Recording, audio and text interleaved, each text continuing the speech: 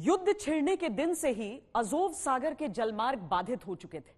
जिन जलमार्गों के से cargo ship कच्चा तेल, अनाज वगैरह ले जाते रहे, वहां सबके लिए खतरा खड़ा हो गया।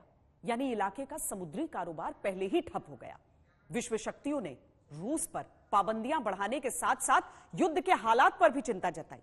रूस ने यूक्रेन के सामने युद्ध क्षेत्र में फंसे नागरिकों को बाहर निकालने का प्रस्ताव रखा।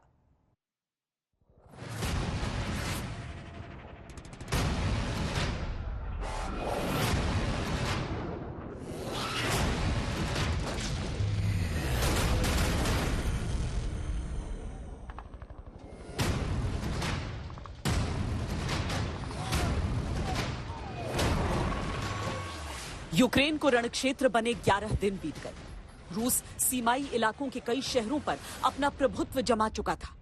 युद्ध का मैदान बने यूक्रेन के कई शहरों में लाखों लाख नागरिक फंसे थे। रूस ने युद्ध के 11वें दिन मानवीय गलियारा बनाने की घोषणा करते हुए कहा कि युद्ध क्षेत्र में फंसे यूक्रेनी नागरिक बेलारूस और रूस के सुरक्षित इलाकों की ओर जा सकते हैं, पर यूक्रेन ने इनकार कर दिया। यूक्रेन की चिंता यह भी थी कि नागरिकों के निकलते ही रूस के आक्रमण कहीं और तेज न हो जाए।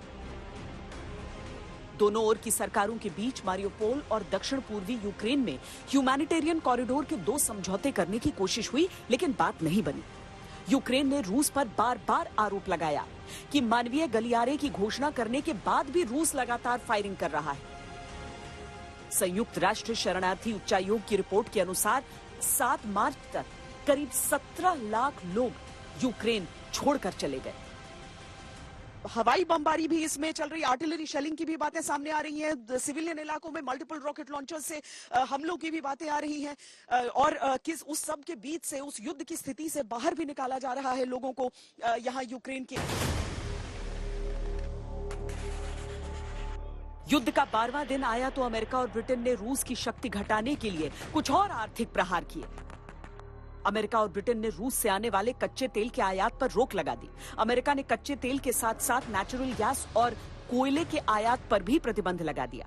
हालांकि यूरोपीय यूनियन के कई देश इस फैसले के समर्थन में सामने नहीं आए, क्योंकि यूरोपीय देश रोजाना करीब 40 लाख बैरल कच्चा तेल रूस से आयात करते हैं। ऊर्जा क्षेत्र में जर्मनी 40% तक रूस के तेल और गैस पर निर्भर है।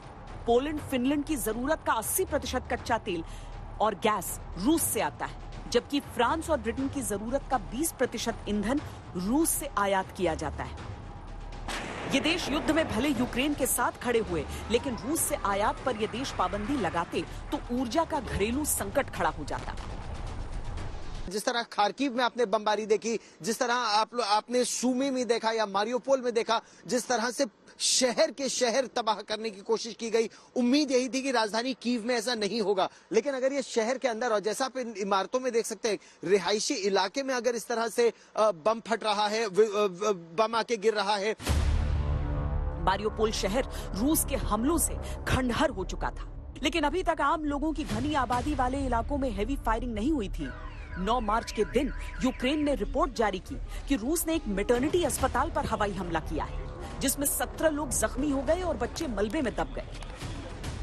हालांकि इसी दिन सूमी में बनाए गए ह्यूमैनिटेरियन कॉरिडोर से 5000 से ज्यादा लोगों को बाहर निकाला गया। इनमें भारतीय नागरिक भी शामिल रहे। 10 मार्च को रूस और यूक्रेन के विदेश मंत्री तुर्की में मिले, लेकिन युद्ध रोकने के मुद्दे पर सहमति नहीं बन सकी। रूस अभी राजधानी कीव से दूर था, लेकिन घेराबंदी 3 दिशाओं से की जा रही थी। राजधानी कीव में भी रूस को रोकने की जबरदस्त तैयारी की गई और यूक्रेन के नागरिकों ने भी हथियार उठा लिए।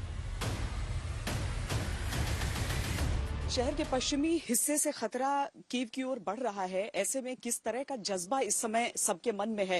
आपको अलग अलग इलाकों में जो फौजी हैं, उनके साथ साथ जो आम लोग हैं, वो सब मौजूद नजर आ जाएंगे, लेकिन किस तरह की तैयारी वो करके रखे हैं? ये कहते हैं कि इन्हें इंतजार है कि जो रूस के सैनिक हैं वो कब यहाँ पर पहुंचेंगे, और ये इंतजार कर करके थक गए हैं, कुछ इस तरह की बातें वो कहते हैं। Are you ready for any sort of danger?